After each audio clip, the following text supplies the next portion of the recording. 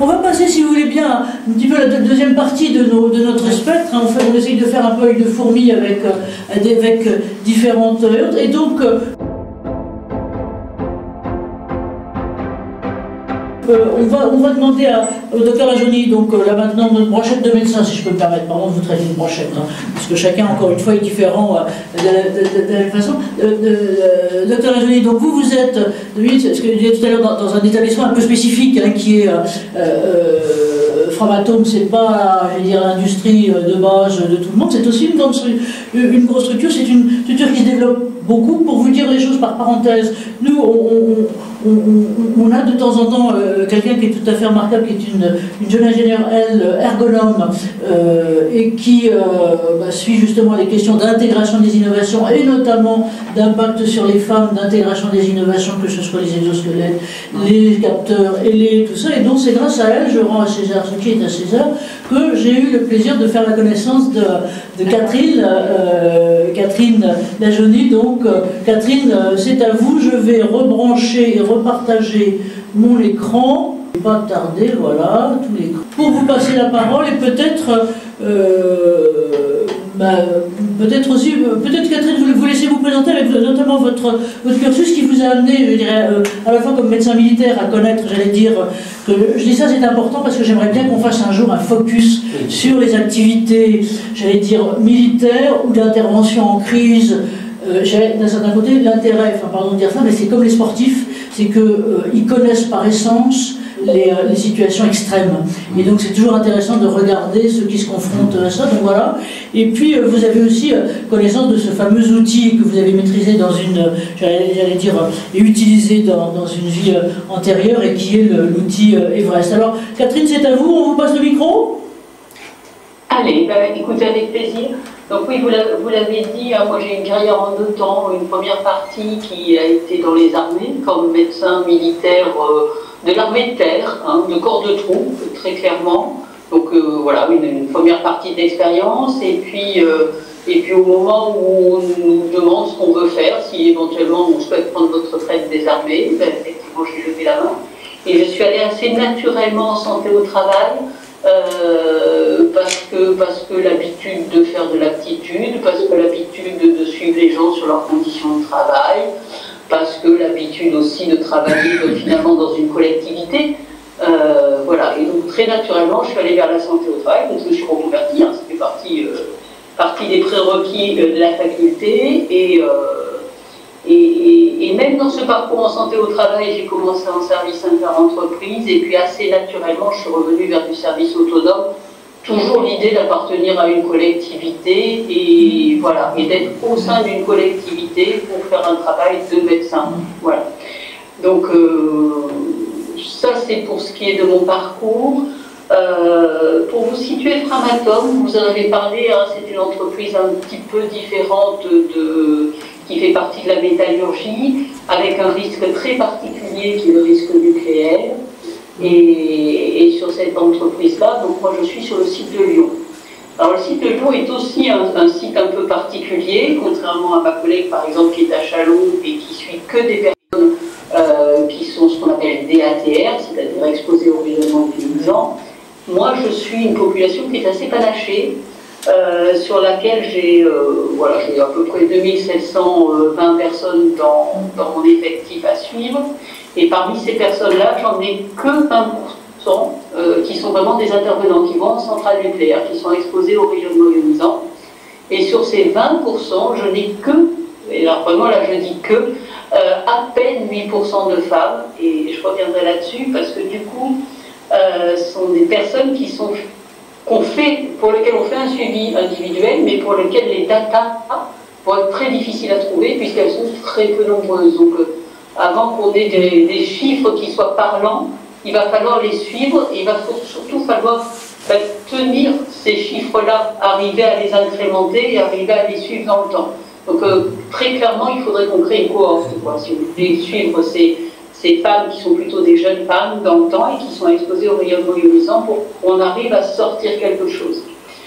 Et puis l'autre partie de ma population, ce sont principalement des ingénieurs, et il y a de plus en plus de femmes chez nos ingénieurs, donc effectivement effectivement, j'ai une population de femmes qui commence à augmenter, puisqu'on a presque 30% de femmes sur cette population d'ingénieurs. Et là, j'ai d'autres risques, du coup. D'autres risques qui sont principalement des risques qui sont liés à nos nouvelles conditions de travail, télétravail, qui a augmenté de façon exponentielle depuis la fin du Covid. On est rentré d'un coup d'un seul dans un télétravail qui est massif et voilà, et qui me questionne beaucoup. Alors de façon générique sur qu'est-ce que ça va donner en termes de sédentarité, en termes d'isolement, en termes de risques psychosociaux, en termes d'appartenance à l'entreprise, si on va encore plus loin, si on se place du côté de l'employeur, qu'est-ce que ça va générer. Moi, quand je suis arrivée il y a à peine 2 ans chez Framatome, on m'a beaucoup parlé de l'esprit Framatome, vraiment d'un fonctionnement d'entreprise. Et nos jeunes qu'on intègre là, alors en plus on intègre beaucoup, puisque le nucléaire, on a une bascule, est reconnu comme une énergie possible pour l'avenir. On intègre beaucoup de jeunes, et je me demande quelle va être aussi l'adhésion à l'entreprise de tous ces jeunes qui arrivent. Voilà, donc c'est beaucoup de questions que je me pose,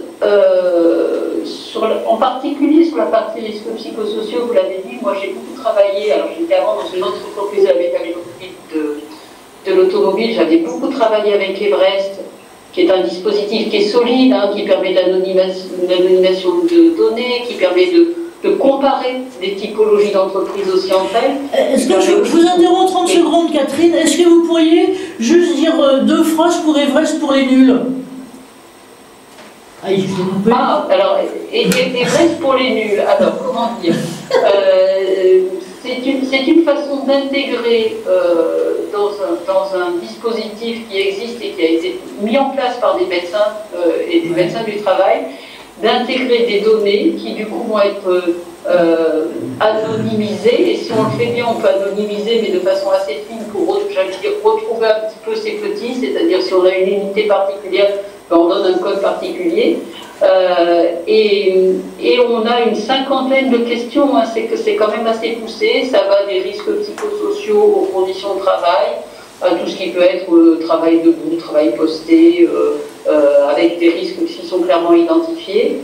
Et si c'est bien incrémenté par de très nombreux médecins, on va pouvoir aller rechercher justement des comparaisons avec des typologies d'entreprises. On peut chercher des entreprises de plus de 500 salariés et aller regarder un peu pour se comparer sur certains facteurs en se disant, ben voilà, si je peux regarder si je suis en risque de TMS plus à risque qu'une autre entreprise, et ben je vais aller regarder par rapport à une autre population, soit du même bassin d'emploi, soit d'un bassin d'emploi différent, soit voilà. Et ça permet d'avoir des datas qui permettent un petit peu d'aller se comparer et d'aller s'améliorer, évidemment. C'est quand même ça le but derrière. Donc voilà, moi, merci Annette. Justement, là-dessus, alors, on voit bien, là, vous avez une population qui est un peu... Restez là, coupez pas votre micro, on a besoin de vous. Je suis là. Vraiment, voilà. Comment vous voyez, parce qu'on est tous en train de balbutier, vous avez l'intérêt, si je peux me permettre, c'est d'avoir donc ces populations qui sont bien spécifiques et qui demandent via, on l'avait écouté à une époque, enfin bon, on les réécoute, CISERI, qui est le fameux dispositif de suivi par dosimètre des expositions. Alors c'est uniquement centré sur les expositions au rayonnement ionisant, mais c'est aussi utilisé. Vous utilisez Everest, donc on va faire le lien tout à l'heure avec, immédiatement après avec Olivier, qui je crois l'a utilisé aussi, ou dans son réseau, ils ont utilisé aussi dans le dispositif IODA d'Occitanie là-dessus. Vous avez donc, on voit bien que vous avez à la fois une population émergente de jeunes femmes pour le coup dans les ingénieries et une problématique qui en rajoute, si on peut se permettre, par le télétravail.